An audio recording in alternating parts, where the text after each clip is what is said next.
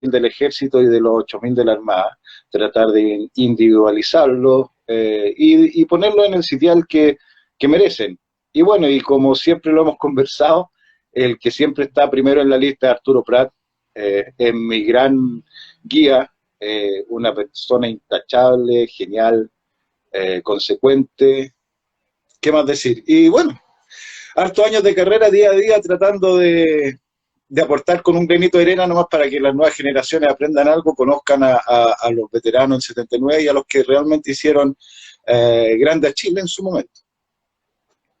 Así es, bueno, y te felicito nuevamente por tu labor, ¿no es cierto?, de difusión en tiempos complejos que vivimos, ¿cierto? Cuesta a veces un poco difundir, yo lo veo en Twitter, ¿ah? Mucho en Twitter. Hoy día, por ejemplo, en la mañana les cuento además a quienes nos están viendo, a quienes, un abrazo a quienes se están sumando, que comparativamente con el año pasado, por ejemplo, noté menos, no es menos reacción, pero noté como un cierto resentimiento, ¿ah? Por la contingencia política un poco de esto hecho.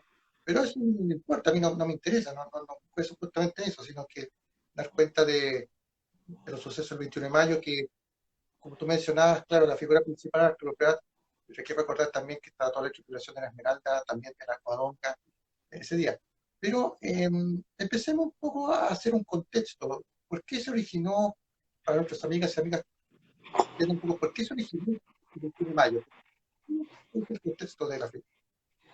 A ver, hay que recordar que antes de que el ejército chileno pudiera empezar a actuar de manera constante, de ocupar otros territorios que no sean Antofagasta o Calama, que era lo que ya se había ocupado entre febrero y marzo de 1879, debía dominarse el mar para que permitiera a la escuadra chilena, a los transportes y a los buques de guerra especialmente, poder recorrer los mares sin problema alguna de ser capturado, sin problema alguna de combate y nada por el estilo. Recordemos lo que pasó con el Rímac, que fue capturado. Entonces, había que vencer al enemigo a la escuadra peruana, que aunque era bastante inferior en número y en capacidad de la escuadra chilena, no era mentira tampoco que podía hacerle daño a ciertas partes de nuestra escuadra, y que fue lo que ocurrió principalmente el 21 de mayo en la Rada de Iquique y en Punta Gruesa.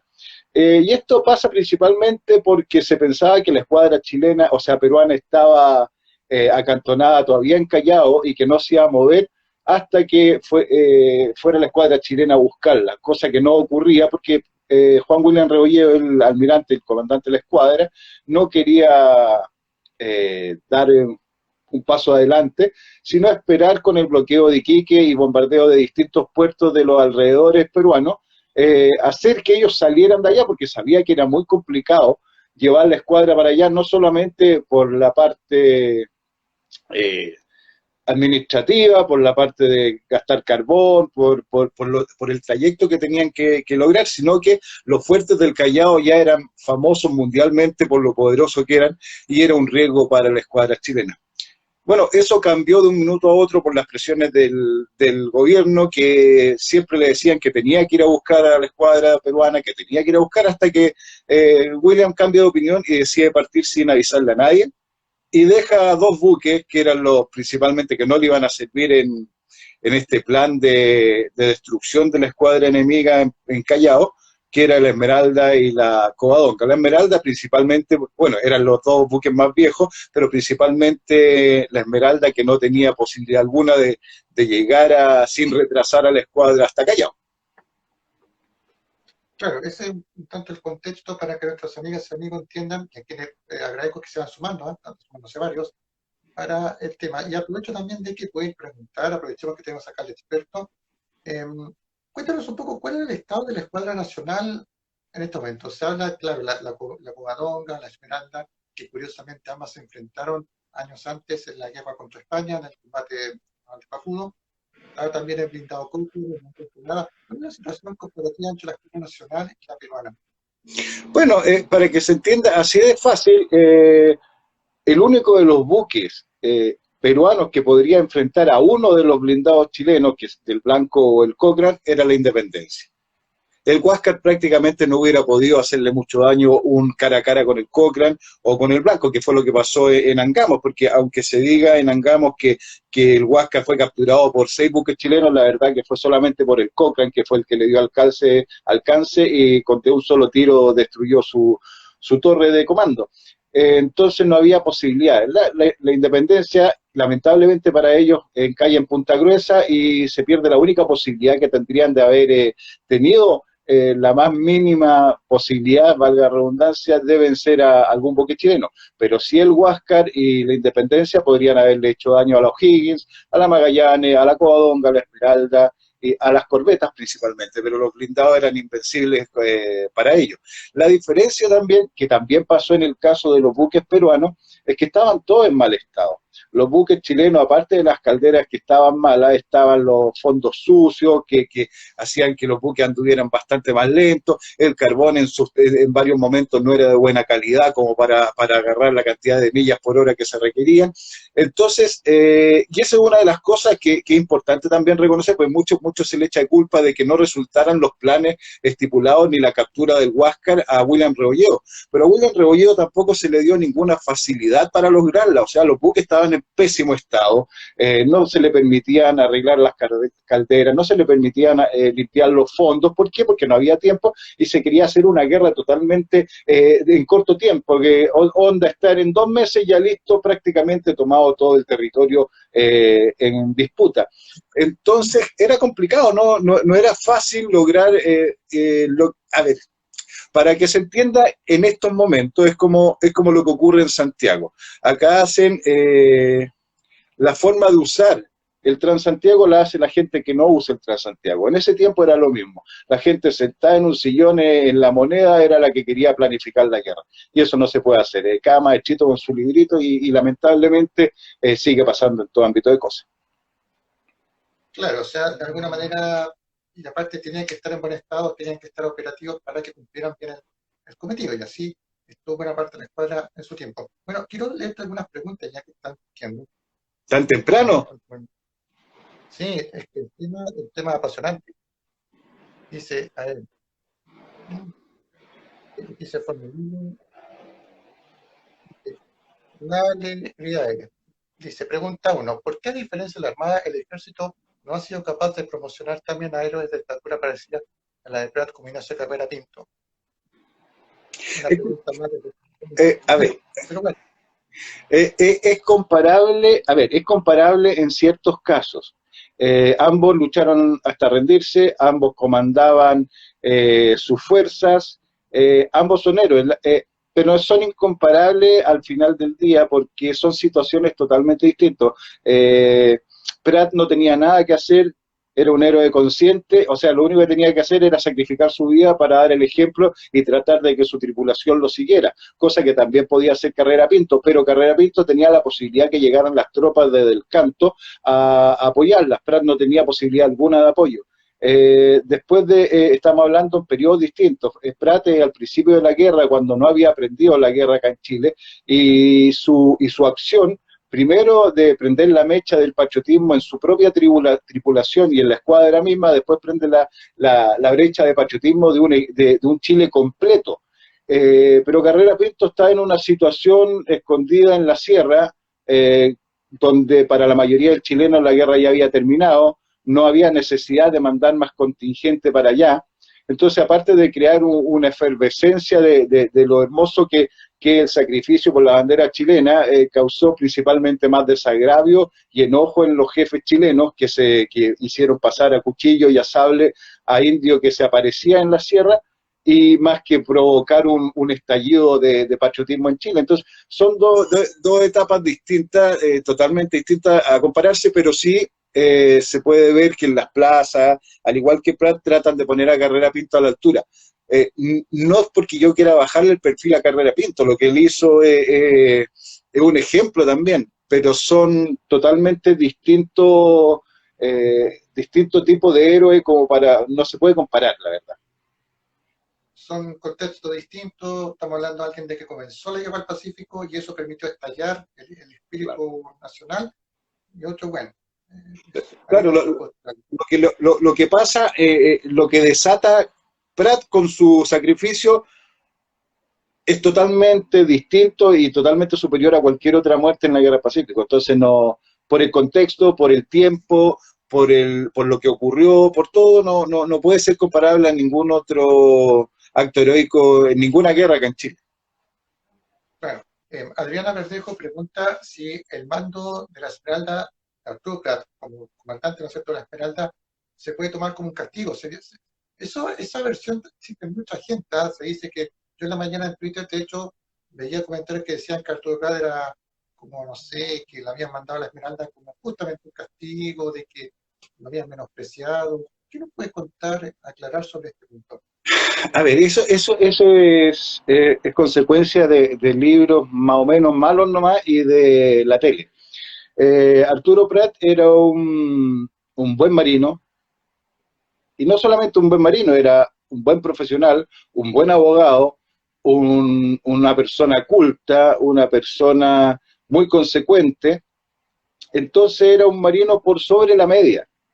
Claro, no estamos hablando de que quizá era el más guerrero, porque él tenía otras atribuciones, pero cuando se empiezan a dar los mandos de los buques al inicio de la guerra, recordemos que Prat estaba en misión especial en Buenos Aires y en Uruguay, y en Montevideo por el asunto de una posible guerra con la Argentina. Entonces, cuando él ya vuelve a Chile, vuelve cuando ya están todos los mandos dados y la guerra contra Bolivia había empezado. Entonces, ese es un punto sumamente importante de por qué no tiene mando. Segundo, no todos los marinos tienen mando de buque. Ojo, eso es súper importante porque no hay tantos buques como oficiales del grado de Prat. Tercero, mucho se habla de que William Royo le tenía mala porque defendió a Uribe tiempo atrás en un juicio, lo que también es incorrecto. La tele muestra eso, que William Royo le tenía mal a Prat por eso, pero el que tuvo el problema no fue William, sino que fue Goñi. Así que también es importante dejar eso en claro. Prat estaba fuera de mando, por eso no podía participar en eso. Pero en el momento que él tiene la posibilidad de ir a la guerra, es gracias a que por sus mismos dotes académicos, Rafael Sotomayor lo pide de secretario. Entonces, aparte de marino, tenía muchas atribuciones que eran bastante, no ignoradas, sino bastante requeridas por cierto estatus de personaje en Chile, porque era un marino sobre la media. Recordemos que había estado en la guerra contra España también, que es una cosa como anecdótica, que en las fotos y dibujos que sale con 2 medallas, y las 2 medallas son de la guerra contra España y ninguna chilena. Entonces, por eso no asume mando, y cuando va con Sotomayor, le toca el 5 de abril, algo que si fuera un mal marino, si fuera un mal oficial, o una persona que no hubiera tenido el beneplácito de sus superiores y de los superiores, más superiores que era el gobierno, no hubiera sido el que desembarcar en Iquique, entregar la nota de inicio de guerra y de bloqueo en el lugar. Entonces, no es castigo para nada, no es castigo, sino que las circunstancias eran otras. Y para más fácil entendimiento, que una forma que a mí me han entendido más fácil esto, Williams tenía un plan súper claro para ir a destruir a los buques al Callao.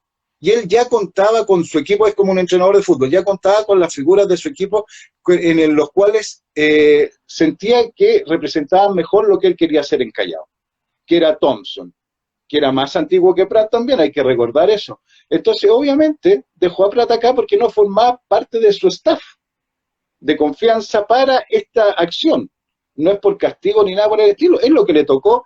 Y créeme que la gloria alcanzada por Prat, por eso de que lo tocó, es el gran premio que merecía un hombre como él. Claro, son decisiones técnicas, son tácticas, para que se entienda, son decisiones estratégicas que se toman en operaciones navales en este caso, y no tiene nada que ver si me cae bien una persona, si no me cae bien, si le tengo conocimiento, no, es simplemente táctica, estrategia. Conceptos que en Chile todavía no se entiende. Cuando se habla de estrategia de este tipo, inmediatamente se asocia a lo militar, y es como lo que pasa en la empresa igual. Se toma decisión de empresa. Es que te sirve un empleado para cierta reunión y otro empleado para otra reunión. O sea, sí es algo que pasa en todo ámbito de cosas. Y también el contexto de la época es distinto. O sea, si él no tenía mando, él no era parte activa de la escuadra, lógicamente yo voy a elegir para llevar a los que han trabajado conmigo los últimos 5 meses o en el último año, codo a codo. ¿Por qué? Porque ellos ya entienden mi metodología de actuar y lo que yo quiero lograr con esto. Entonces no puedo poner a un reserva que vino recién a ser parte de mi equipo. O sea, sería primero faltarle respeto a todos los que han trabajado codo a codo y conocen toda mi forma de trabajar. Y segundo, si la embarra, porque no está bien embutido en lo que es lo que quería Williams, también hubiera sido complicado. Claro, y este plan estaba concebido hace ya un buen tiempo, así que no era un plan de la noche a la mañana. Bueno, la historia quiso otra cosa, pero esa es otra historia. Como Y claro. exactamente. Y es bueno poner este punto, Mauricio, porque lamentablemente en Twitter o muchos historiadores a veces, premonidos quizás por alguna ideología previa que no voy a entrar en detalle, que sería ya como para ver el tema, y promulgan siempre información errada y ya se encargan estas informaciones de que Prat supuestamente tenía problemas con Rebolledo, que tenía problemas con la Marina y por eso que al final lo dejaron ahí. Entonces es bueno ir aclarando estos puntos. Sí, es que normalmente, a ver, existe una calaña, porque ni siquiera merecen otra palabra, una calaña de personas que les da lo mismo hacer daño, les da lo mismo desprestigiar a un personaje importante para la historia de Chile, desprestigiar a la familia, desprestigiar a quien sea, con tal de obtener sus resultados más ideológicos que otra cosa. A mí me pasa mucho, yo muchas veces tengo que sacar la bandera porque a alguien que tiene la bandera prácticamente es extrema derecha nazi, y es un orgullo para mí tener la bandera. Yo creo que debería ser un orgullo para todos. Entonces se están perdiendo muchos valores, muchas formas de ver las cosas. Uno puede pensar distinto lo que uno quiere, pero uno tiene que respetar al resto, y no todo es blanco y negro, y no todo personaje que visto un uniforme va a ser enemigo de Chile, como la mayoría trata de decir. Y Prat, Condel, Baquedano son de una guerra de 142 años atrás. O sea, no mezclemos las cosas. Y ese es el problema que tenemos los chilenos. Tratamos de ocupar cosas actuales para desprestigiar a nuestros grandes héroes, para quitar un poco las ganas de la gente o el orgullo de sentirse chileno, y quitar la identidad de cada uno de nosotros, porque eso les sirve mantener, así como mantienen ignorante al pueblo, tratan de mantener totalmente lejos de las familias, la identidad y la integridad de las personas. Y eso hay que tratar de hacerlo, y por eso trabajas tú y trabajo yo día a día tratando de mostrar lo que son las glorias de nuestra patria, no solamente de las Fuerzas Armadas en este momento. Sí, pero en tu caso es mucho más asertivo y mucho más... Por eso siempre te felicito porque tú tomas tiempo tuyo para justamente difundir episodios de Escuadra del Pacífico. Es imposible hablar de Prat en este momento porque es mucho, pero yo quisiera preguntarte, ¿qué es lo que destacarías tú de Prat? Porque en mi caso yo destaco, al margen de lo que pasó el 21 de mayo, su formación como abogado. O sea, él dedicaba su tiempo libre, él tenía una gran conciencia social, ¿ya? O sea, no le abstraía los problemas que estaban a su alrededor, y que justamente él, gracias a su profesión de abogado, ayudaba a mucha gente. O sea, al margen del jurídico también ayudaba a las personas a leer y escribir. Pero esa es mi apreciación. ¿Qué apreciación tienes tú de Prat en pocas palabras? Es complicado, pero ¿cuál es tu principal pensamiento de Prat? Prat es un todo, y no es porque sea, uno trata de elevarlo. Prat es un todo por una razón muy simple. Es un personaje eh, que se puede dividir en Dios, patria, familia. Él tenía una máxima sumamente importante, que es Dios nos guía, lo que ocurre es lo mejor que puede suceder. O sea, confiaba en alguien, en un poder superior, llámalo Dios, llámalo energía, llámalo creador, llámenlo como quieran. ¿Ya? O sea, ni siquiera te estoy hablando de algo católico, cristiano, judío, ni nada por el estilo. Él sabía que nuestros destinos están guiados. Y lo que ocurre, aunque va a depender en cierto sentido de ese ser, nosotros lo podemos cambiar.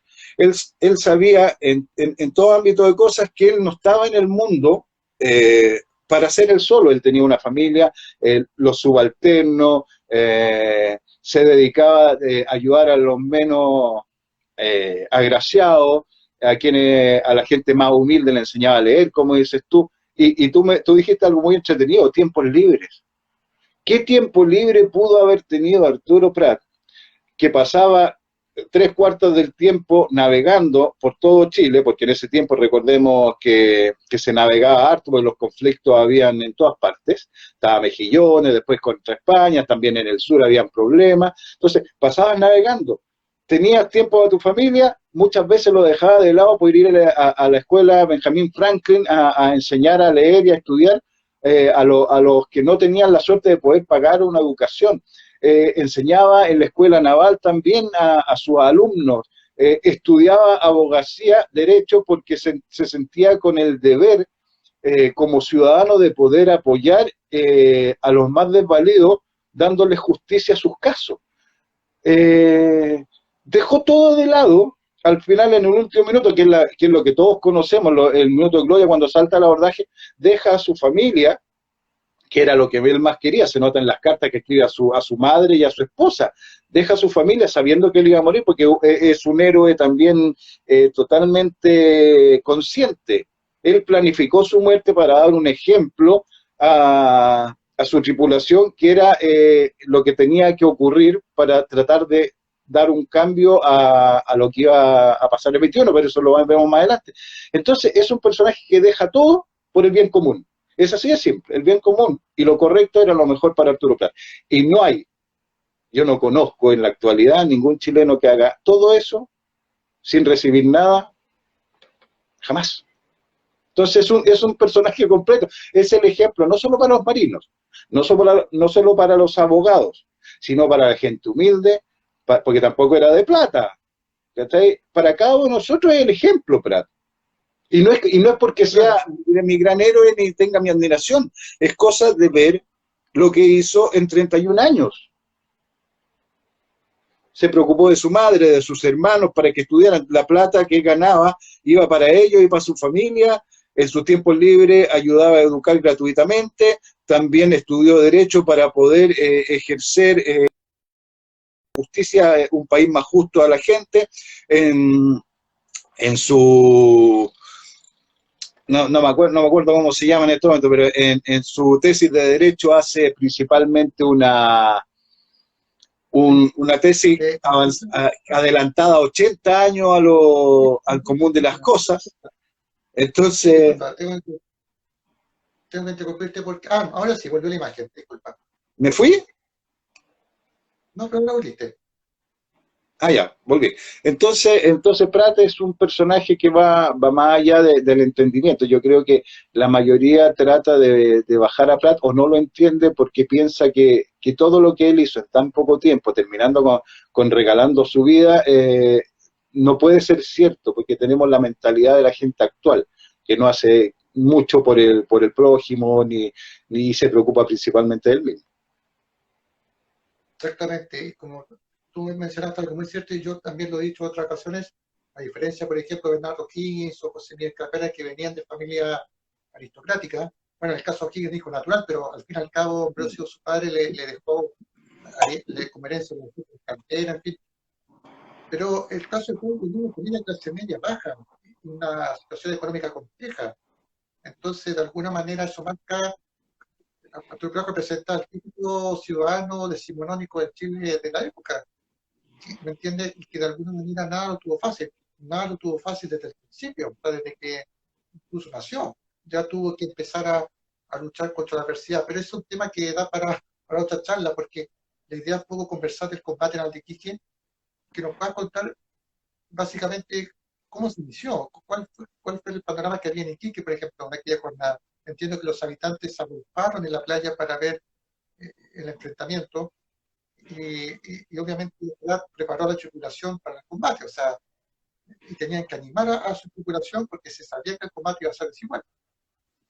Bueno, es que hay que recordar algo sumamente importante que había días anteriores, había partido la escuadra hacia el Callao, como lo dijimos al principio, Y cuando el vigía de la Covadonga, que era el buque que estaba de guardia en ese momento, en la madrugada del 21 de mayo, grita Domo al norte, eh, la única alternativa que se debió haber venido a la mente de Prat, de Condel, es que la escuadra chilena había sido destruida y que eran los últimos dos buques que podían detener al Huáscar y a la Independencia antes de que ellos pasaran hacia territorio chileno, y que no podían rendirse porque era el último eslabón para la defensa de la patria. Tenemos que ver que es muy difícil que haya empezado en ese momento, que se cruzaron sin verse ni nada por el estilo.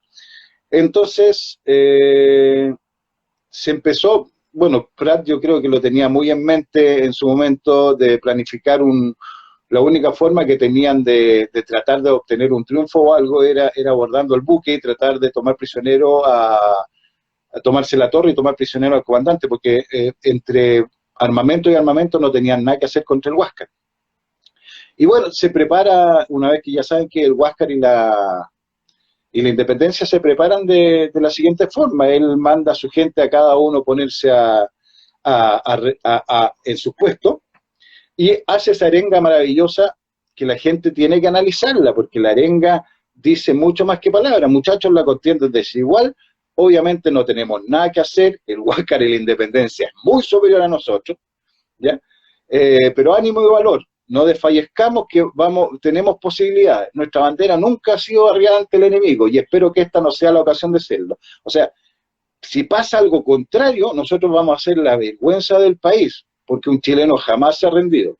Mientras yo viva, esa bandera flameará en su lugar. ¿Qué significa eso? Que Prat ya tenía sumamente claro lo que tenía que hacer para tratar de prender la mecha que encendería todo el espíritu. Él debió haber pensado en su tripulación, no debió haber pensado que eso iba a ocurrir, lo que ocurrió en Chile mismo.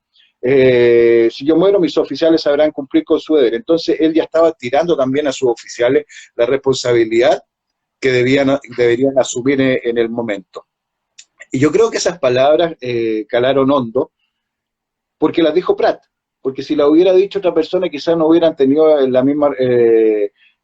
mismo efecto, porque Prat, como volvemos a decir, más que un jefe, era un líder nato, era respetado por su gente, era querido por su gente, era un personaje que tú podrías seguir, que tú querrías seguir.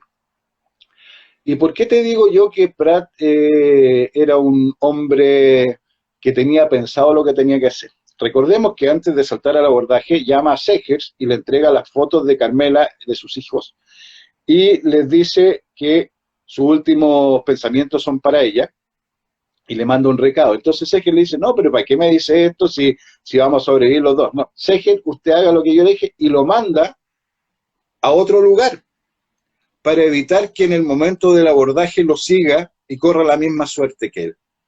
Esa es una forma que él tuvo de asegurarse, o tratar de asegurarse, de que el recado a su esposa vaya con Segers. Entonces él ya antes de saltar sabía que no había posibilidad alguna y que él tenía que morir. ¿Por qué? Porque teníamos que aguantar al Huáscar y a la Independencia. Hagamos para que se entienda más fácil, hagamos un poquito de ciencia ficción o historia ficción en este momento. El Huáscar y la Independencia debieron haber aniquilado a lo más en una hora a la Covadonga y la Esmeralda. Pasan a Antofagasta, bombardean Antofagasta, destruyen la resacadora de agua y dejan morir de sed a 6.000 hombres, porque estamos pensando lo que pensaba Prat, que ya no existía escuadra chilena. De ahí pasan a Caldera, bombardean Caldera, Coquimbo, bombardean Coquimbo, y hubieran tenido tiempo, incluso ya que no tenían nadie que los detuviera, no solo tiempo para apresar a los convoyes con los cientos o los miles de soldados que venían hacia Antofagasta desde Valparaíso, que venían los batallones cívicos, parte de otro del cuerpo de reemplazo y ese tipo de cosas. Hubieran capturado una cantidad de soldados increíble, hubieran destruido varias cosas. Después de eso, lo más seguro es que cae el gobierno de Pinto, obviamente, de fracaso en fracaso. Y Argentina, al ver que Chile ya estaba prácticamente fracasado, hubiera aprovechado la instancia y se hubiera unido a la alianza Perú-Boliviana y hubiéramos perdido por todos lados. Entonces, la trascendencia de lo que pudo haber pasado sin el acto, no solo de Prat. ¿Por qué? Porque Prat, en el momento que muere, da un ejemplo que pudo no haber sido tomado por su gente, y ahí nos vamos al carajo. Ya, porque si muere y arriamos la bandera, hasta ahí nomás llegó todo y la guerra lo más seguro la hubiéramos perdido. Porque es desmotivante. Y el primer combo en una guerra siempre es importante.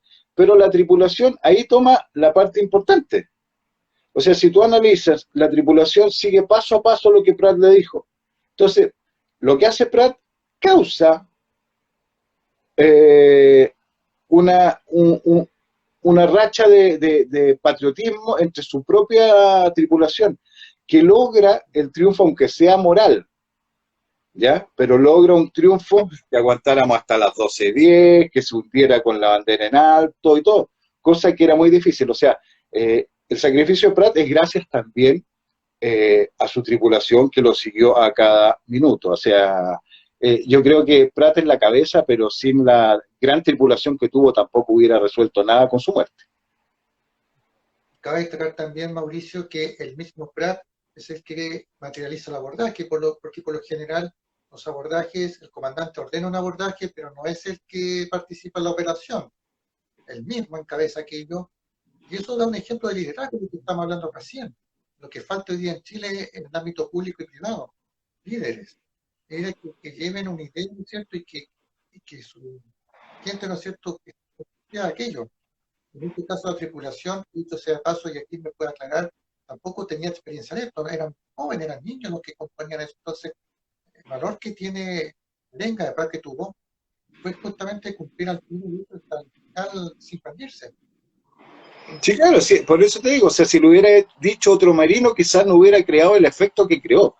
La tripulación, había de todas las edades, habían chilenos, habían extranjeros, o sea, los mismos extranjeros que pudieron haber dicho, ya hasta aquí nomás llego, no voy a morir por una bandera que no es la mía. Pelearon también hasta morir, recordamos que murieron de los 201, murieron 140. Un combate que debió haber durado 1 hora, duró 4 horas 10. Entonces, fueron todos héroes, cada uno cumplió con su deber hasta el final. El mismo Riquelme tira un cañonazo cuando ya la Esmeralda sigue hundiendo. Entonces, todo lo que logra es una acción y reacción. La acción de Pratt, como tú dices muy acertadamente, el comandante nunca es el primero a morir, pero Pratt era más que un comandante. ¿Cómo te voy a mandar yo a morir si yo no te doy el ejemplo antes? Si morimos, morimos todos. Y de esa forma Pratt saltó primero. Normalmente es como tú dices, que el comandante ordena y es de los últimos en morir, en esos tiempos. Pues, o sea, porque la mayoría de la gente dice, no, pues los comandantes, puros oficiales, mandan la carne de cañón. No, no, no, no, no, no, en la guerra del Pacífico nunca fue así. Murieron coroneles, murieron tenientes coroneles, oficiales por decenas peleaban palmo a palmo con su subalterno. La guerra del Pacífico es totalmente atípica en cualquier cosa, y ese es uno de los errores de la mayoría de los novelistas o los escritores más ideológicos que tratan de estudiar o de escribir sobre la guerra del Pacífico con la mentalidad actual, cosa que es un error totalmente injustificable.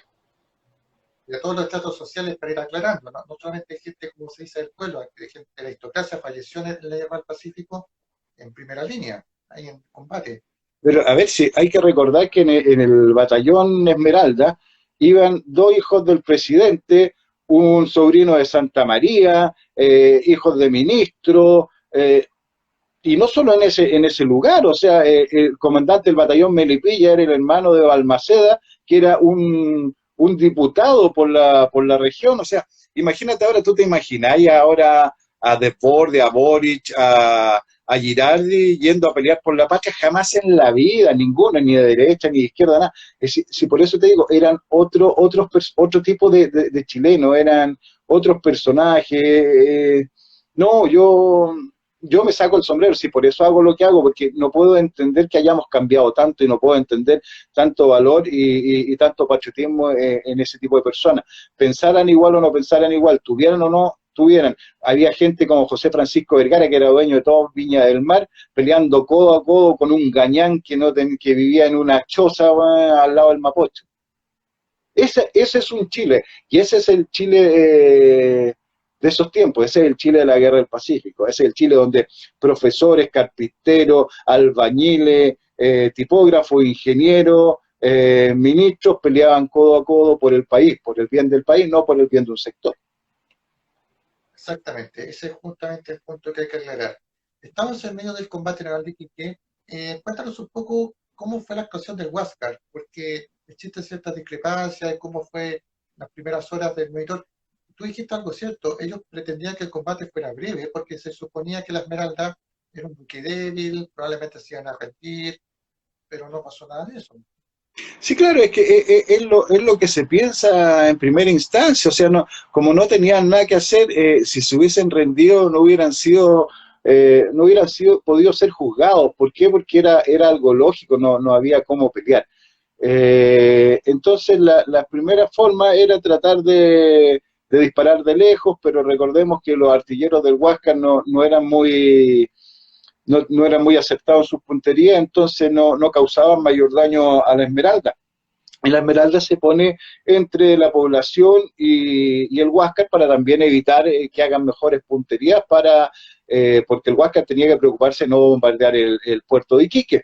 Pero todo empezó a cambiar también porque se pensaba que tenía Salomé Porras, que era el jefe de puerto de Perú, le había avisado al Huáscar que existían torpedos alrededor de la Esmeralda. Entonces por eso el Huáscar tampoco se acercaba a espolonear. Pero todo eso cambió cuando empezaron las tropas de Buendía con la artillería, empezaron también a disparar desde tierra a la Esmeralda, que fueron los primeros grandes bajas que tuvo el buque chileno, y se tuvo que mover, y cuando se mueve, una de sus calderas explota, y ahí también se da cuenta Grau que no había mina alrededor, porque si se movía la Esmeralda significaba que estaba libre de torpedos. Y ahí empiezan los espolonazos, y ahí empieza la oportunidad para tratar de obtener un objetivo, que en el primer espolonazo todos sabemos que antes de eso hace la arenga, Prat y salta solamente acompañado por Juan de Dios Aldea y el marino desconocido, que puede ser Canave o puede ser Luis Ugarte. Yo prefiero ser el marino desconocido porque eso abarcaría a más personas y rendiría un homenaje más amplio. Y como no se sabe a ciencia cierta quién es, prefiero que se homenajee a más que a uno.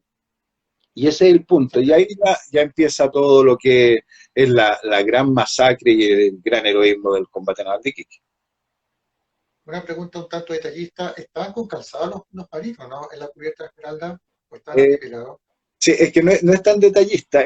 Se estilaba mucho en ese tiempo pelear descalzo, principalmente los marinos, los que estaban en cubierta, cargando, descargando. ¿Por qué? Porque por el agua y por la sangre que supuestamente brota, se resbalaba muy fácilmente con zapatos. Entonces, el agarre que obtenían a pie pelado era bastante mejor.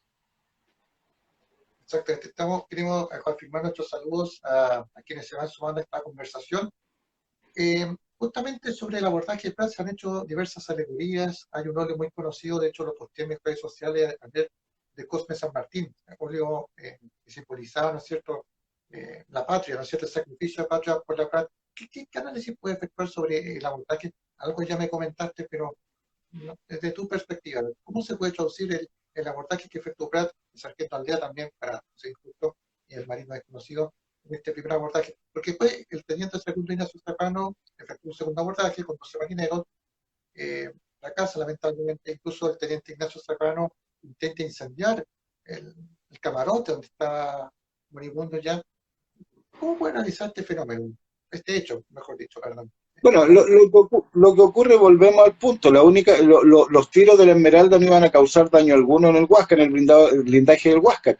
Entonces la única forma era tratar de saltar al abordaje de una manera para tratar de tomarse la torre de mando y al comandante y hacerse cargo del monitor, cosa que era imposible. Recordemos que el monitor todos peleaban desde dentro, prácticamente no había nadie en cubierta, era todo, a diferencia de la Esmeralda, todo a cubierto. Entonces salta el abordaje, pero pocos lo escuchan, que también es bien lógico, porque recordemos que ya había empezado los cañonazos, la gente gritando, era difícil que escucharan principalmente a Prat, y solamente lo escuchó Aldea, que eran los que estaban más cerca de él, y por eso también se piensa que puede ser Canave, porque también era de la guarnición de artillería marina, igual que el sargento. Bueno, y cae y es muerto en la cubierta. Ya después del segundo abordaje, que es el de Serrano, ya incluso existía una lista de los que iban a saltar, o sea, estaba bastante más preparado, iban a hacer con cuerda, iban a tratar de unirse al mismo Huáscar, para en el caso de que fuera un espolonazo mortal para la Esmeralda, se hundieran ambos buques juntos, lo que tampoco resultó. Y bueno, ahí queda herido, como tú mismo dijiste, Serrano, y he enviado con el cirujano Tabra, y lo dejan en el camarote de este cirujano, y trata con la lámpara de aceite de quemar el camarote. La verdad no lo consiguió porque lo pillaron, pero eso te demuestra que el chileno al final, incluso muy mal herido, termina tratando de vencer al final. O sea, Serrano fue un fiel ejemplo de su comandante. Sí, justamente eso quería rescatar la personalidad de Ignacio Serrano, que al igual que Prat hasta el último momento intentó cumplir el cometido. Y bueno, he tenido el privilegio, al igual que tú, de conocer ese camarote, el Monitor Huáscar, acá en la Si zona lo tienes en el patio de tu casa, yo iría todos los días. Yo he ido 15 veces al Huáscar, pero ahora no sé. Bueno, tengo entendido y les cuento como primicia que la Armada está pensando ya que del 25 de este mes, para quienes son de la zona o incluso del país, de volver a abrir el monitor. Estuvo cerrado un año, más de un año, pero eso va a depender también de cómo se den las cosas acá, porque estamos en fase 2. Así que si que se mantiene la zona acá en fase 2, el monitor estaría abierto, pero si nos vamos a fase 1, como parece que por ahí va a no sería mucho tiempo, pero por lo menos ya van a habilitar para los visitantes por llamado telefónico. Eso entiendo. Eso es lo que Hay esperanza. sí, lo tengo aquí al lado. Y ojo, hay muchas personas acá de la zona de Concepción Talcahuano que no conocen el Monitor Huáscar. No lo conocen. Así es. Por eso hay que incentivar a la gente a que vaya a los museos, al Huáscar, que conozca un poco. Concepción tiene un museo bastante bonito que ha creado últimamente, con una sala a los veteranos del 79 también, muy entretenida. Hay que ir a los cementerios a buscar las tumbas. En los cementerios está toda la historia de la ciudad y de los lugares. Entonces, no necesita uno gastar plata para poder culturizarse y entender las cosas. Y también ocupar bien Internet. No solamente Internet sirve para distraerse, sino que para estudiar y para conocer y aprender. O para atacar, como se está poniendo de moda, especialmente en Twitter. Mauricio, hemos sido muy justos nosotros, los chilenos, porque, claro, efectivamente el combate de Iquique y la figura del Prat obviamente es gravitante, pero siempre sostenía que el 21 de mayo no es solamente el combate real de Iquique, de hecho se puede considerar como todo lo que es Punta Gruesa de Iquique. Y sería bueno quizás hablar un poco qué pasó al sur de Iquique, qué pasó con la Covadonga, con la Independencia. Cuéntanos un poco de Carlos Condes también, que siempre quedan como en un segundo lugar lógico, pero donde de justicia Es que lo que pasa, a ver, no es que sea algo en contra de Carlos Condel, sino que normalmente en una guerra trasciende más el que muere que el que sobrevive, aunque el sobreviva tenga bastante más gloria o más batallas ganadas. Te doy un ejemplo súper práctico. Juan José Latorre, que para mí es el gran marino, el gran estratega de muchas victorias, y que se paseó al Huáscar donde quiso, no lo conoce nadie, absolutamente nadie.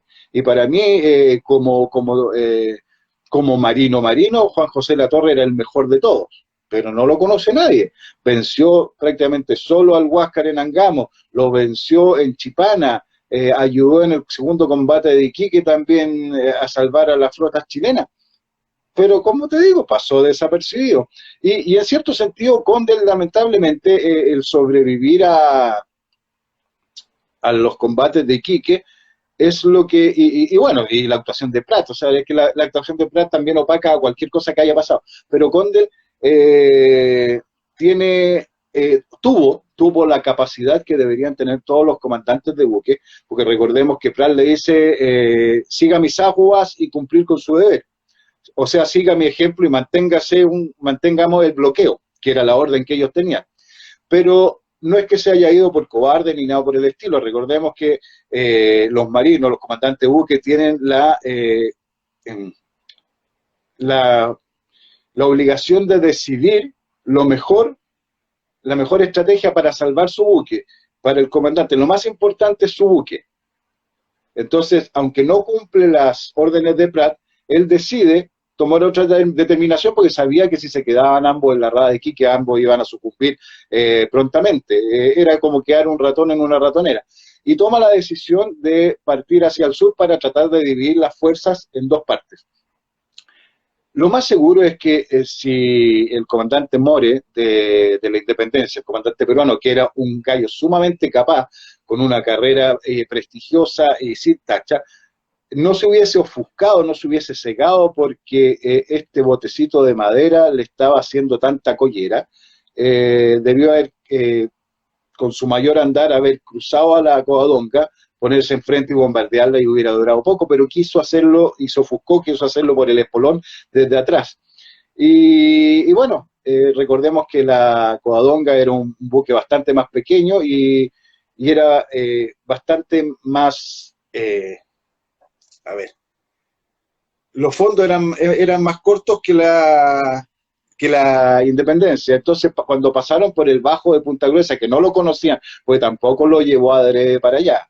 O sea, ¿para qué vamos a mentir? No se conocía el bajo de Punta Gruesa, pero sí tenía que irse, era una posibilidad que encallara un buque más alto que ellos. Entonces, cuando pasa rozando los fondos de la Covadonga, ahí ya está la frase famosa de Carlos Conde, el que dice: aquí se fregaron, porque si ellos pasaron rozando, significaba que la Independencia no iba a poder pasar esos bajos. Y que fue lo que ocurrió, que encalla la Independencia, se vara para el lado, y bueno, al no arriar su bandera, es bombardeado por la Covadonga y se logra el triunfo. Porque el blindado de Independencia quedó inclinado, y si quería disparar el cañonazo, ya no podía apuntar a la Covadonga. Sí, claro, muchos tratan de decir que no, que cuando ya estaba inutilizada la Independencia, la Covadonga, prácticamente los derechos humanos, que siguió bombardeando. Y no se acuerdan que en un combate naval, mientras no haya una bandera blanca, mientras no se arríe la bandera, significa que seguimos en combate, aunque sea con piedra, con lo que sea. Entonces está bien lo que hizo Condel, y tampoco es tan sanguinario como se le trata de decir en Perú, porque según el parte de Moore, hubo 5 muertos en todo el combate. Entonces prácticamente no se debió haber matado, se debió haber matado una persona después de encallar, así que no hay mayor peligro ni hay mayor contraposición al gran heroísmo y la capacidad estratégica de Condel con lo ocurrido en Punta Gruesa, y por eso se dice gloria y victoria. La gloria es para Prat y la victoria es para Condel. Claro, en la práctica, ¿quién fue Carlos Condel a tu juicio? ¿Cómo lo puedes catalogar? Mira, Condel, al igual que Prat, son héroes de una acción, porque aunque participaron en la guerra contra España, mayormente no se conoce mucho la vida de Condel. Condel fue marino, si mal no recuerdo, se fue de la Armada un tiempo, después volvió, como pasaba muy seguido. En el ejército también pasó, Baqueano estuvo un tiempo fuera también del ejército. Por eso los grados no van andando. Uribe era compañero de Prat y era teniente primero, y Prat era fragata. Entonces los grados van cambiando por ese entonces. Pero Condel era del grupo, como todos, como Montt, como Peña, como Prat, solamente que eran personajes que en su momento supieron actuar y responder a las confianzas y a los objetivos que tenían planteados. Lamentablemente Condel, que todavía no sé, y es una de las cosas que no he podido averiguar nunca, de qué murió muy joven también, entonces su vida tampoco recibió mucho honor, murió en el 88, si mal no recuerdo, o por esos años. Entonces no hay mucho que decir de Condel propiamente tal. No, por lo menos no tiene una hoja, porque el marino puede ser excelente marino, pero si es que no participó en más acciones de guerra, no tiene mayor ciencia su carrera. Claro, ese es justamente el punto. Pero bueno, lo importante es que, en cierta forma, el 21 de mayo fue una victoria chilena, tanto en lo moral como en la práctica. O sea, el Perú perdió el 50% de su capacidad de su poder naval, ¿no es cierto? Eh, Preguntarte, ¿por qué del combate naval de Iquique? Hay No, problema de audio, parece. sí, no te escuché bien. Ya, ahora sí. A tu juicio, ¿a quiénes destacarías en el combate naval de Iquique? Al margen de Arturo Prat, al margen de Nacio Serrano. ¿A quiénes destacarías que no se mencionan? Hay un problema de audio. Sí, Hay un no, pero problema de audio. como que te vas y vuelves. A ver, es destacable, yo creo que la participación en la Esmeralda es destacable la participación, yo creo, de Riquelme. Poco se sabe, ojo, que es importante decir que uno no es que sea clasista, porque normalmente dice a los oficiales, sino que la participación de los oficiales está bastante más documentada que la de los clases. Entonces Riquelme, pudiendo haberse salvado, ya que recordemos que aparte de Prat no murió otro oficial, sino que Riquelme fue el otro oficial que murió, y murió disparando el último tiro cuando ya se estaba hundiendo. O sea, evitó incluso salvarse con tal de seguir luchando. Porque también hay que recordar que Riquelme también estaba estudiando para abogado. Entonces admiraba mucho a Prat y eran muy amigos. Entonces yo creo que eso llegó bastante fuerte en su corazón y también quería correr la misma suerte que su amigo, su comandante y su jefe. Bueno, Luis Uribe, que mantuvo también como comandante del buque, mantuvo todo en funcionamiento, la guarnición de artillería marina, que también acompañó mucho a Serrano en el segundo abordaje, y yo creo que todos cumplieron con su deber. O sea, no porque no nos sepamos los nombres, ni sepamos detalles de su accionar en el combate, van a dejar de ser importantes. Recordemos a Gaspar Cabrales, que prácticamente en el primer cañonazo le volaron la cabeza, tocando la corneta. Entonces, todos cumplieron con su deber, todos fueron héroes, a todos les debemos una patria soberana, libre, y darles las gracias nomás a todos ellos por hacer lo que nosotros lo más seguro no haríamos hoy día. Exactamente, ese es justamente, y por eso que organicé esta actividad para recordar el 21 de mayo. ¿Qué reflexión te deja, bueno, ya lo comentaste, pero qué reflexión te deja lo sucedido a aquella fecha, tomando en cuenta la contingencia, por ejemplo? O sea, recordar a quienes dieron su vida en Iquique, en Punta Gruesa. A propósito de Punta Gruesa, quería comentarte el tema del cirujano Pedro II Videla, porque resulta que, ¿por qué te pregunto esto? Porque en la mañana yo lo posteé en Twitter, incluso posteé la hora, creo que fue a las 9 de la mañana cuando le dispararon, cuando le llegó un proyectil, y horas después falleció. Y a mi juicio es como mucho, escucho audio. Sí, tu audio, se va tu audio. Sí, escucho audio ahí. No, ahora se fue. Lo que decía es que hay un problema. Sí, hay un problema de audio.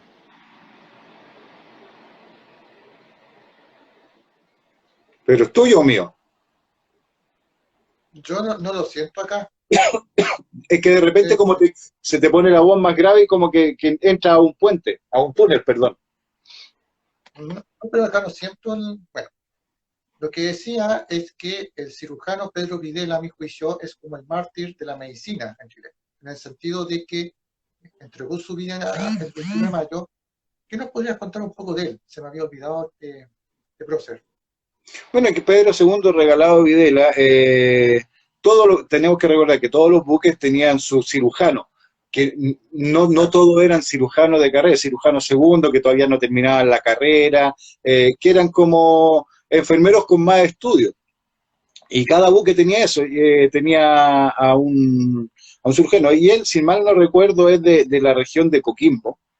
Tiene un hermano también que peleó en el ejército, si mal no recuerdo, en el regimiento de artillería número 2.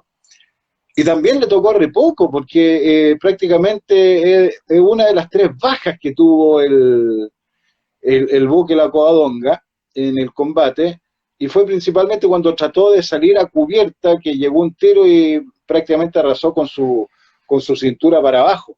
Fue enterrado también en el cementerio de Tocopilla cuando desembarca, cuando llega la Covadonga, que esa es otra cosa de las cosas entretenidas que hay, que todavía existe una playa que se llama Playa Covadonga, que es donde desembarcó la Covadonga allá en Tocopilla, y es enterrado allá, después se rescatan sus restos y son trasladados a Valparaíso. Y sí, tengo entendido es que es el único cirujano que muere en la Guerra del Pacífico. Entonces, y que se le rinden homenaje en distintas entidades médicas, no pasó desapercibido. Yo creo que es un patrono importante para un sector de la medicina chilena. Exactamente, pero es necesario que toda la gente lo recuerde porque justamente Sí. yo subía como... Quique. ¿Qué te quería preguntar? Una pregunta que muchos me hacían, pero prefiero que tú lo respondas. ¿Desde cuándo el 21 de mayo es feriado? ¿Por qué te pregunto esto? Porque mucha gente dice que desde que fue el combate naval de Iquique, el 21 de mayo es feriado. Y yo les digo que no están equivocados. ¿Pero por qué nos puedes contar un poco sobre este tema? Mira, la verdad, ¿Cuándo se conmemora el 21 de mayo como tal? no, No solamente la fecha, sino que de la gente.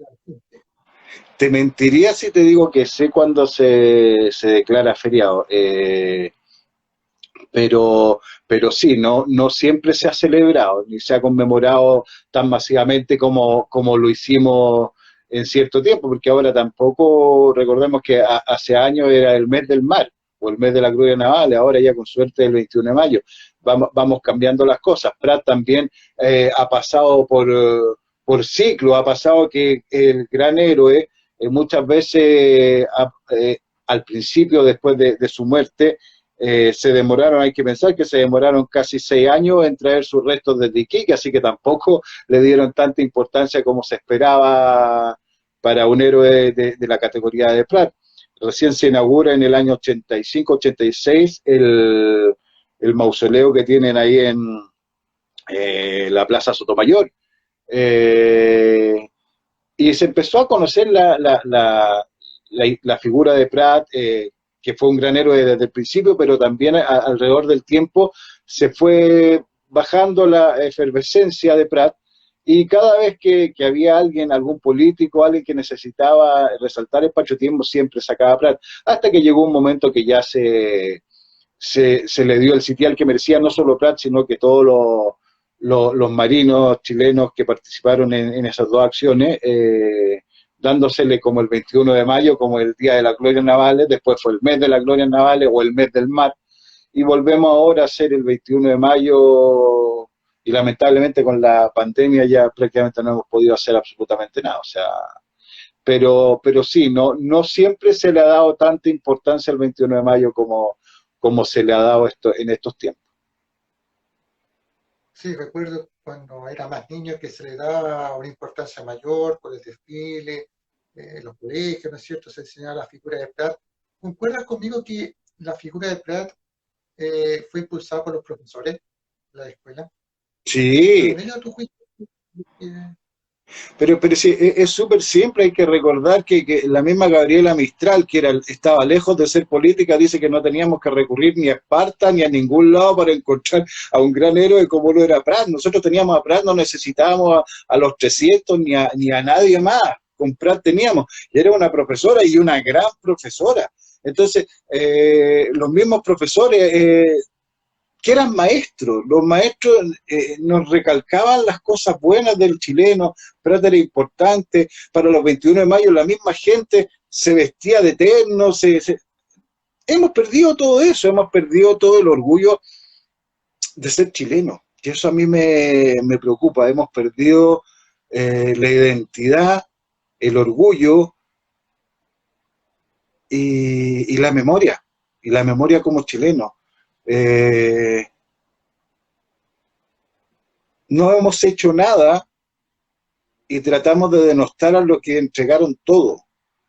Y bueno, y por eso también hay que seguir haciendo lo que tú haces, hay que seguir haciendo lo que hace un puñado de personas, porque no, la vida de todos y los sacrificios de todos estos veteranos del 79, como de los que pelearon en la independencia y otros, no puede ser en vano, sino aunque tú no lo creas, estamos en el 2021 y a mí me duele lo que pasa, me duele lo que pasó con Baquedano, me duele lo que pasa con Prat, con las figuras de estos personajes, eh, porque lo único que ellos tenían al frente era el bienestar del país. Y, y duele. Yo por lo menos trato de hacer un cambio, pero duele en lo que nos estamos convirtiendo y en el hecho de principalmente de tratar de no solo olvidar a nuestros próceres, a nuestros héroes, sino que más encima mancillar su memoria, basurear sus acciones, y nosotros no hemos hecho nada. O sea, mejor no, mejor que otra y no va. Pero lo importante es que, como te mencionaba, los profesores, eso es importante que ahora fueron los que al final de cuentas de escuelas de la época, fueron los que vieron la figura como una figura crítica, una figura a seguir, una figura como líder, lo que estamos conversando al principio de este live, un líder, algo que quizás se necesita en estos tiempos, en el ámbito que sea, para justamente simbolizar aquello. Qué mejor por lo sucedido con la tripulación de la Esmeralda, no rendirse, aun cuando su comandante cayó en la cubierta del Huáscar, pero aún así continuaron peleando hasta el final, no se rindieron. Es que Prat fue profesor también, hizo clase en la Escuela Naval, en la Franklin y en varias partes más, se preocupaba de educar también. Por eso partimos conversando una cuestión que es súper importante. Prat no es un héroe de la Armada. Prat es un héroe de la Armada, de los estudiantes de Derecho, de los abogados, de los profesores, de los padres, de los hijos, de los esposos, de las madres. Es un héroe del chileno. O sea, no podemos encasillarlo como muchas veces pasa, no, es militar o es marino, no, Prat es chileno y está por sobre cualquier institución. Y eso es lo que tenemos que entender. Porque en ese tiempo ellos no pelearon por una institución o por su rama militar, ellos pelearon por un país libre y por todos nosotros. Entonces ese es el punto que es súper bueno rescatar y recalcar. O sea, la historia ya nuestra tiene más de 200 años y los hombres de antaño, a los que no conocimos y a los que nos legaron este país, dejaron todo de lado por nuestra bandera y dejaron todo de lado, incluida sus familias, por hacer de nuestro país un país mejor. Punto. Y que nadie se arrastre hacia su lado a tal o cual héroe como propio, porque es de todos nosotros, es de todos los chilenos. Exactamente, y ese es el tema justamente de valorizar a quienes dieron su vida en Iquique. Mauricio, estamos ya como cerrando este live de 21 de mayo, pero antes de cerrar esta conversación, quiero dejarte el espacio para alguna reflexión final, comentario que estimes conveniente sobre... Se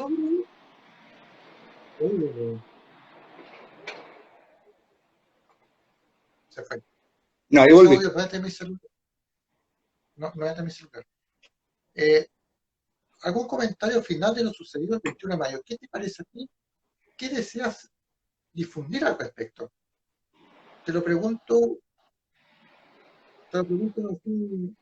desde tu más profundo ser.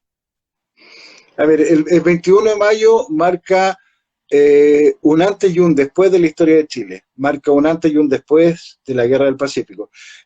Hasta el 21 de mayo, hasta la acción de Prat, de Condell y de las tripulaciones de la Covadonga y de la Esmeralda, la guerra no era importante para el chileno, era lejana, era en otro país, era 1000 y tantos kilómetros, casi 2000 kilómetros de donde vivían la mayoría. Recordemos que en ese tiempo no habían avión, así que no te demorabas 2 horas y cuarto en llegar. Era un lugar muy lejano, no era ser partícipe, a la gente no le interesaba mayormente ser partícipe en una guerra. Pero la acción de Prat y su tripulación, y la de Condell y su tripulación, dieron a entender al chileno que había que luchar por un bien mayor, no por un bien individual, sino que por el bien de la patria, por el bien de las familias que quedaban en la patria cuando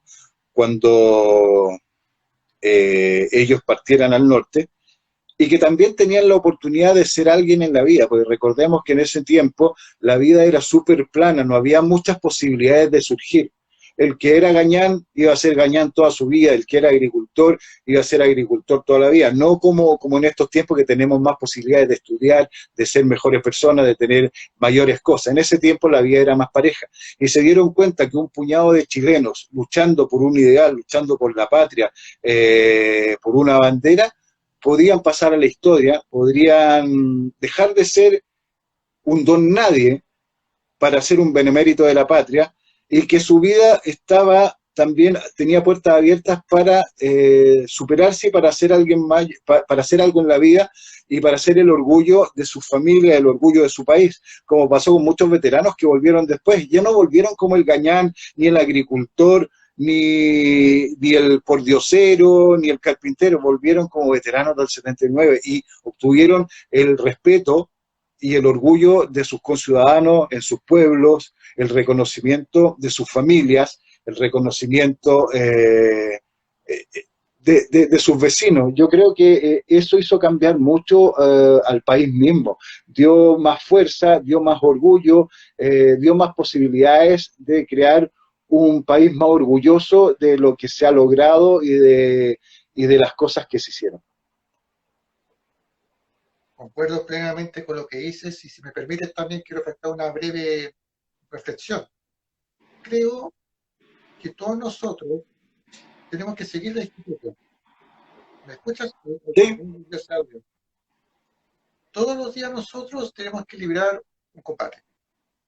Luchar sí. Contra la persona. Creo que tenemos que copiar justamente el ejemplo de Prat. Siento que todos nosotros, en nuestros corazones, llevamos la tripulación de la Esmeralda, en cierta forma. Porque muchos de ellos eran como tú mismo, era como tú, como yo, con cualquiera que no está bien en este minuto. Y todos los días tenemos que luchar contra la adversidad, más en estos tiempos. De hecho, esto lo comenté el año pasado y lo vuelvo a comentar. La arenga de Prat debería colocarse en los hospitales, en las clínicas, en todos los lugares donde este minuto están batallando todos los días en las UCI. Yo creo que no hay arenga más perfecta en la historia que la arenga de Prat. Si tú estás en un problema, para los que nos están viendo, si están viviendo momentos complejos, yo creo que la arenga de Prat poderosa.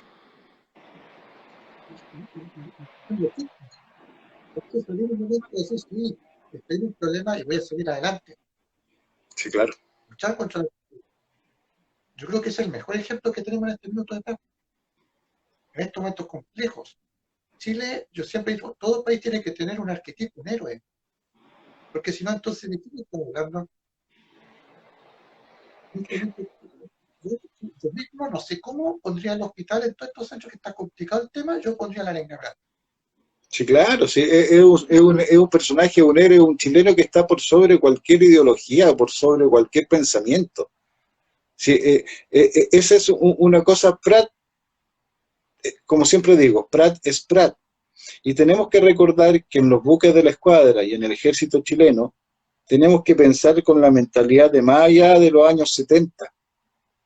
Eran gañanes, profesores, enfermeros, arquitectos, carpinteros, diputados, políticos, cada uno desde el más, y no se me tome como clasista lo que voy a decir, desde el más piñufla hasta el con más plata, estaban en la guerra del Pacífico tratando de defender nuestra bandera y nuestro país.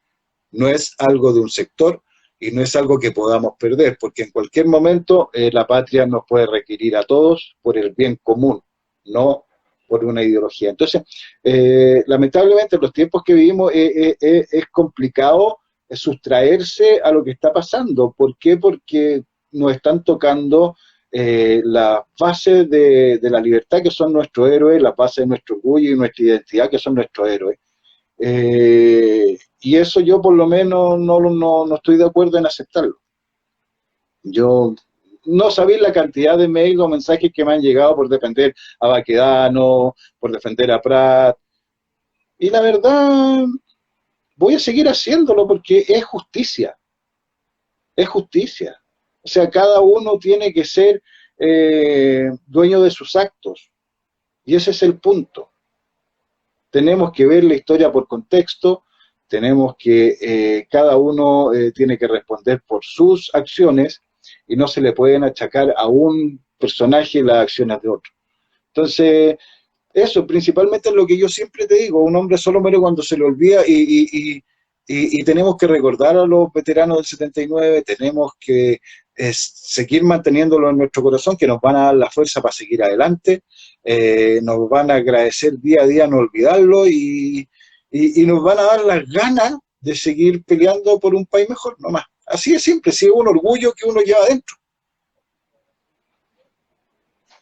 Concuerdo plenamente contigo y bueno, por eso mismo nosotros, nuestra plataforma, hacemos este tipo de cobertura justamente para que no los olvidemos.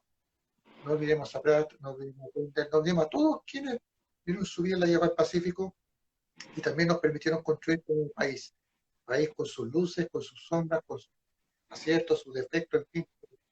Pero ese es el país que tenemos y Sí, claro. creo que sería menospreciar, no sé cuál es la palabra más adecuada, olvidarlos, como lamentablemente algunos quieren mojar la historia y eso no se hace. Fácil para quienes no te conocen, ¿dónde te pueden ubicar en las redes sociales? ¿Dónde te pueden ubicar tu sitio historia? Mira, como dijo Pratt, te cito algo sumamente importante también. Cuando lo mandan de espía a Buenos Aires y Montevideo, le dicen que se cambie el nombre.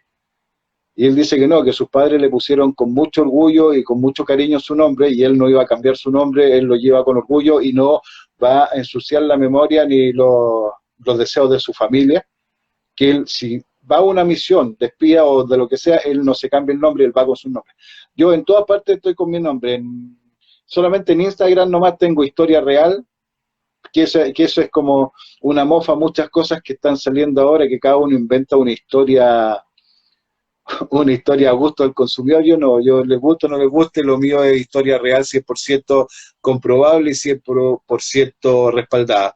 Pero en Facebook, que es donde más yo pongo información, todos los días voy poniendo alguna biografía de algún soldado, de algún oficial, o algún dato de la Guerra del Pacífico. En Facebook yo soy Mauricio Pelayo González y siempre lo voy a hacer, y todo lo hago público, no publico solamente para los amigos, así que pueden seguirme ahí o lo que sea y van a ver todas mis publicaciones todos los días.